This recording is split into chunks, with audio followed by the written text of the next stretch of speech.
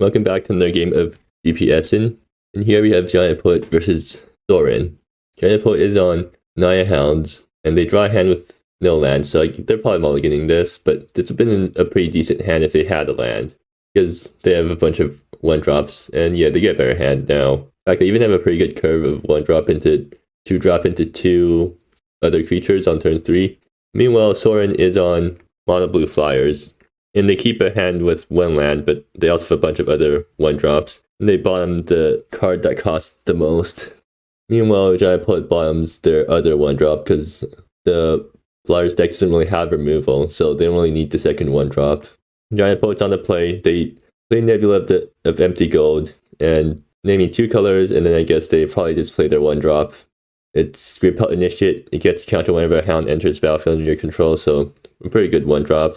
Meanwhile, Soren draws Stormcaller Sentinel, so they have 2 mana favorable winds effects in hand right now. And they're going to play Chattering Parrot, which allows them to sort of loot when it enters battlefield, and yeah, they use the looting of Chattering Parrot to find their second land for next turn. They're probably going to bottom Lofty Denial, I think, because 2 mana is a bit too much right now. And they're going to bottom Willow Spirit. Yeah, I guess that makes sense, because gynoipoet doesn't really have anything that targets in their deck. Gynoipoet draws none of their lands. This turn they can play either Enoch Caretaker or Enoch Hunter and start swinging. I feel like, well, it doesn't really matter which one gynoipoet plays. Maybe Enoch Hunter because it gives trample. I think Enoch Caretaker might be better because Enoch Caretaker actually buffs itself too, so you're attacking for 1 more damage next turn. I don't think Soren is really in a position to block. I guess they might chump with Chattering Parrot just to keep looting. I think they probably want Fliers on the board because they have these favorable wind effects, so they want stuff that gets buffed. And yeah, gynoipoet plays Enoch Hunter and swings in with a 3/3 Trampler. Soren's not going to block here because they'd rather have the Flyer in play for their favorable winds effects.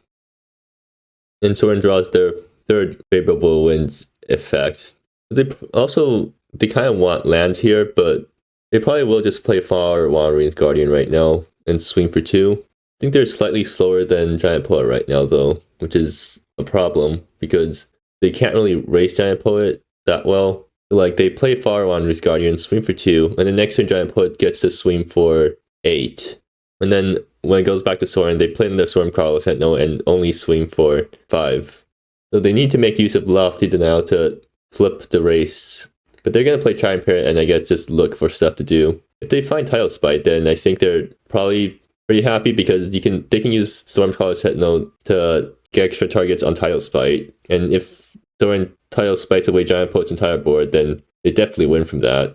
Soren bombs their redundant Stormcaller Sentinel and plays a land, and now they don't have a 1-drop to play, so they sort of wasted mana in that way.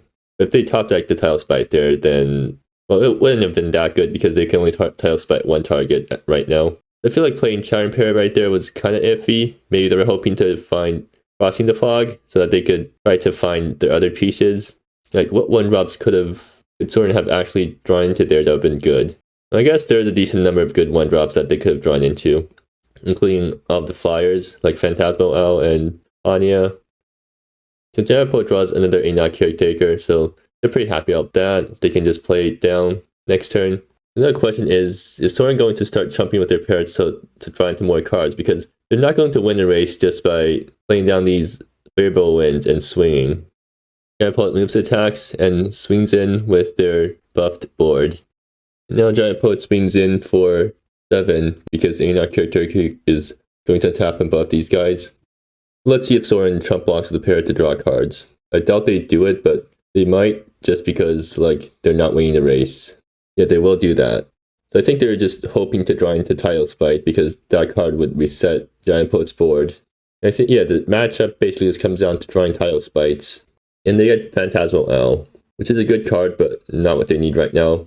Going to bottom their Far Wandering's Guardian, probably because right now it's not very good. They're losing on the board right now, so they just need to find something. And Sunrise River is not it. So they can't keep up Lofty Denial, and they might just do that because anything gynoipoet plays here could just turn their board into lethal for Soren. I think they're just going to play a Phantasmal Owl and pass. Now they're going to drop Stormcaller Sentinel too. Yeah, that makes sense. I guess it makes their creatures slightly bigger, but gynoipoet's creatures are big enough that Soren's creatures can't really trade with them. I don't think playing Storm Colors and only does much. I guess it sort of prevents damage because Giant Poet's creatures have trample. And yeah, Soren's not going to swing out with their board because they're worried about lethal. Giant Poet untaps and draws another land. But at this point, I don't think it really matters because they have a second Enoch Caretaker, then that's going to buff their board. No, they play down their Enoch Caretaker. And Soren just concedes because they see lethal on the board. They're going to sideboarding. Soren wants to board in all of their Tidal Spites right now. And also Soul Pierce against creature decks.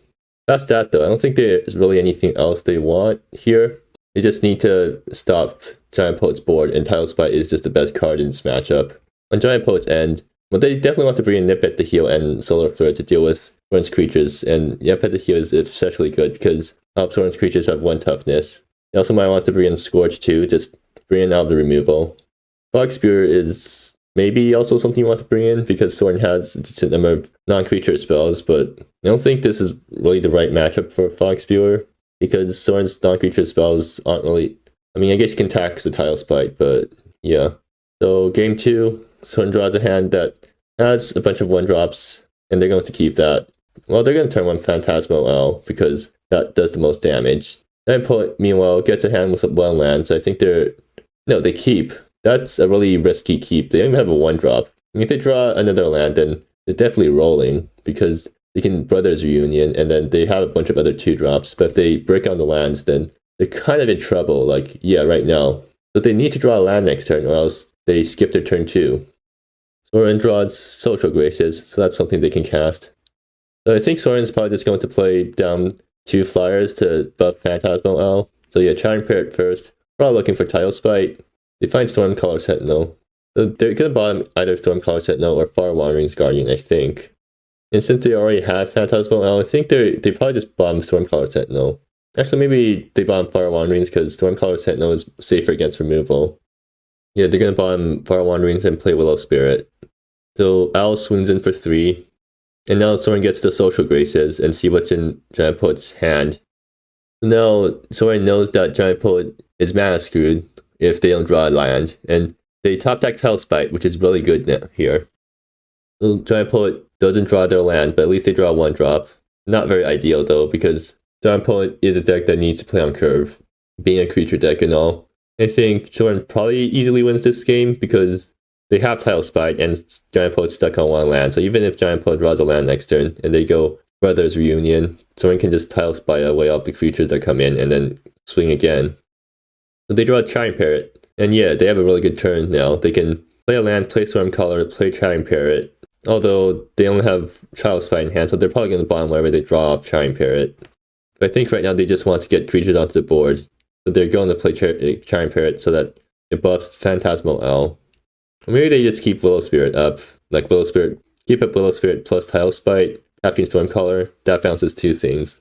And then that means Giant Poet, well no, I think keeping Willow Spirit up isn't really something that you need to do right now because all of your guys are or have more than 1 toughness, so Nip at the heel doesn't get you.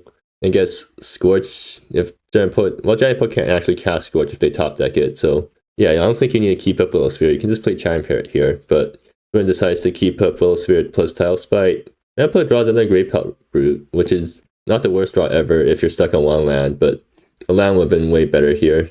Giant Poet kind of just forced to swing for 2 and play another 1-drop and pass. If someone wants to be funky, they can end of turn Tidal Spite, tap Stormcaller, bounce both the brutes, and then pretty much wrap up the game, but Giant Poet already concedes because they kind of see that. Actually, I think Soren already has lethal if they play out another Flyer, so yeah. Or no, Giant Poet's still going, but Soren has the win here with Charming Parrot. In fact, they even drew 2 Tidal Spites, which is extremely good for them. Unfortunately, all of this good luck happened in a game against an opponent who was stuck on 1 land, so looks like we'll have to go to game 3 to see who takes this best of 3. So game 3, Giant Poet's on the play. Soren draws a pretty good starting hand. They have Charming Parrot, they have a bunch of lands, including Sunrise River, and they have Crossing the Fog to find more stuff. Meanwhile, Giant Poet also has a really good hand. They have turn 1 Fierce Combatant, turn 2 Brothers Reunion, and then turn 3, if they draw a land, they can EHS. So yeah, a really good starting hand. It's exactly what Giant Poet really wants from this deck. If they manage to flip a Fierce Combatant off Brothers Reunion, then they get to trigger Brothers Reunion again on the same turn, and that's extremely good. But maybe Soren can get back to the game by finding something like Tidal Spite plus Panya off the Crossing the Fog.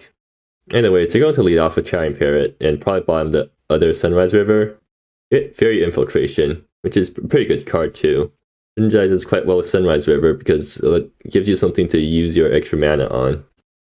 Soren passes a turn, gynoipoet untaps and draws their third land. So yeah, they have turn 3 EHS. Turn 2 Brothers Union, turn 3 EHS. Exactly what the deck wants. And turn 1 drop. So yeah. gynoipoet fetches out another pain land, which is kind of iffy here because life does matter in this matchup. It is a race. Soren's trying to beat down with their flyers that get pretty big. I guess Soren's life matters more than gynoipoet's life because Soren is slightly slower than gynoipoet, and they're trying to win off Tidal Spite, so gynoipoet is just trying to beat down first. And unfortunately, gynoipoet doesn't flip Fierce Combatant off Brothers Reunion, so they won't be able to trigger it again this turn. They still get to swing in with a 2/2 Fierce Combatant. I don't think Soren's going to trump with Charring Parrot here because they want a flyer to enable Crossing the Fog. Soren taps and draws Phantasmal Owl. There's still no Tidal Spite. I think they're going to just Crossing the Fog here and dig for Tidal Spite. But even if they get Tidal Spite, it might be slightly too late because they can't Tidal Spite and tap something to Tidal Spite for 2 things on the same turn. And they flip no Tidal Spite. I think they might just take Social Graces off the journey to dig into more stuff. And yeah, Soren swings in with the Charring Parrot, takes Social Graces, and they're going to Social Graces.